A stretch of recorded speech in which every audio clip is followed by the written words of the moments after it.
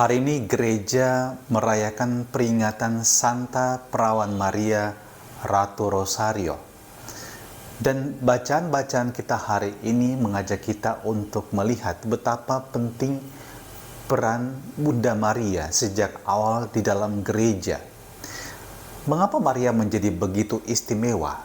Dikisahkan di dalam Injil Lukas ketika dia menerima kabar gembira dari malaikat Gabriel. Di antara begitu banyak manusia, bahkan manusia yang punya kualitas moral yang sangat baik pun, Allah hanya memilih satu wanita untuk menjadi bunda bagi anaknya. Dan itu adalah Maria. Pasti Maria memiliki kualitas yang istimewa di hadapan Allah. Dan Anda tahu, Maria tidak pernah mengambil posisi yang terhormat. Maria tidak pernah menuntut dan tidak pernah menghendakinya. Bahkan ketika dia berhadapan dengan malaikat Gabriel, dia mengatakan, "Aku ini hamba Tuhan." Berhadapan dengan kehendak Allah, Maria mengatakan, "Aku ini hamba Tuhan. Terjadilah padaku menurut perkataanmu." Dan Anda tahu, Maria yang merendahkan dirinya menjadi hamba, diangkat dan ditinggikan oleh Allah sendiri. Dan kita percaya bagaimana Bunda Maria punya peranan dalam kehidupan Yesus. Kita tahu bagaimana dia menjadi pendamping Yesus dalam tahun-tahun kehidupan Yesus sejak melahirkannya, dan bahkan menjadi saksi dari penderitaan Yesus sendiri, dan menjadi tempat di mana jenazah Yesus direbahkan. Anda bisa bayangkan peran seorang ibu seperti ini? Bunda Maria lah yang memperoleh kesempatan yang luar biasa ini dalam sejarah keselamatan Allah yang berlangsung berabad-abad lamanya. Dialah wanita yang begitu istimewa di mata Allah. Dan Anda tahu, Maria pula lah yang memiliki tempat yang istimewa di dalam gereja sejak awal. Ketika Yesus disalib, dia katakan, "Ibu, inilah anakmu." Atau lebih tepat dikatakan, "Inilah anak-anakmu." Dan kemudian dia katakan kepada murid yang dikasihinya, "Anak-anakku, inilah ibumu." Terjemahan ini yang sesungguhnya memang demikian seharusnya mengingatkan kita bahwa Allah di dalam diri Yesus sejak awal mula memberikan kepada gereja seorang bunda. Dan kita semua dititipkan di bawah naungan Bunda Allah sebagai bunda kerahiman untuk kita semua. Dan Maria dengan setia menemani gereja, menemani anak-anak Allah, menemani sahabat-sahabat Yesus. Dan dalam bacaan pertama dari Kisah Para Rasul dikisahkan setelah Yesus terangkat ke surga, para murid berhimpun di ruang atas. Dan kemudian apa yang mereka buat? Mereka bersatu dalam doa, menantikan janji turunnya Roh Kudus. Dan Anda tahu di sana disebutkan, dan beberapa wanita turut berdoa bersama Maria.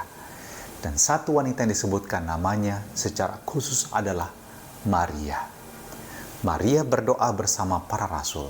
Maria berdoa mempersiapkan juga kedatangan Roh Kudus untuk para rasul, dan tentu juga untuk dirinya sendiri.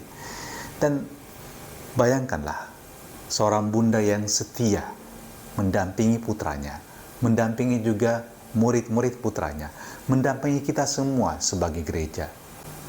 Dan ini pula yang dirayakan oleh gereja pada peringatan Santa Perawan Maria Ratu Rosario, untuk mengenangkan kembali bagaimana cinta Allah yang dinyatakan dengan pengantaran Sang Bunda untuk kita semua.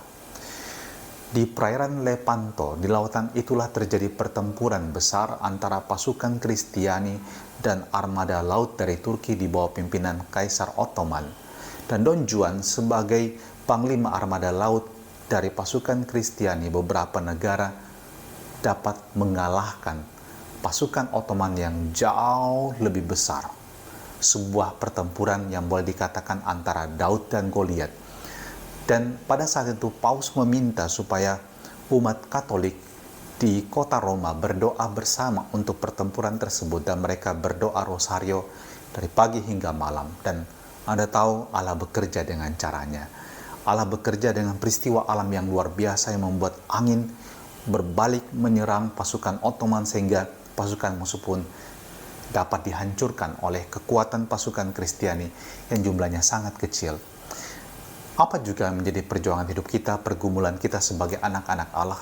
Mari kita juga percaya bahwa Bunda Maria menjadi pengantar yang sangat unggul di hadapan Yesus putranya.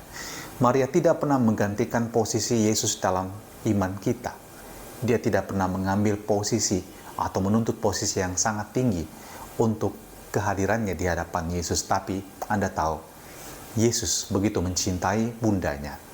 Dan saat dia memasuki kemuliaan, dia membawa juga bundanya untuk bersama-sama dengan dia.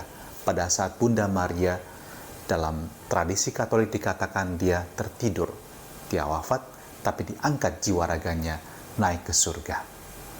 So, berbahagialah Anda punya ibu di dunia ini, dan Anda punya ibu surgawi. Dialah Bunda Maria. Dan terimalah berkat Allah yang Maha Kuasa untuk seluruh karya kita, kegiatan kita sepanjang hari ini, juga keluarga kita, dalam nama Bapa dan Putra dan Roh Kudus. Amin.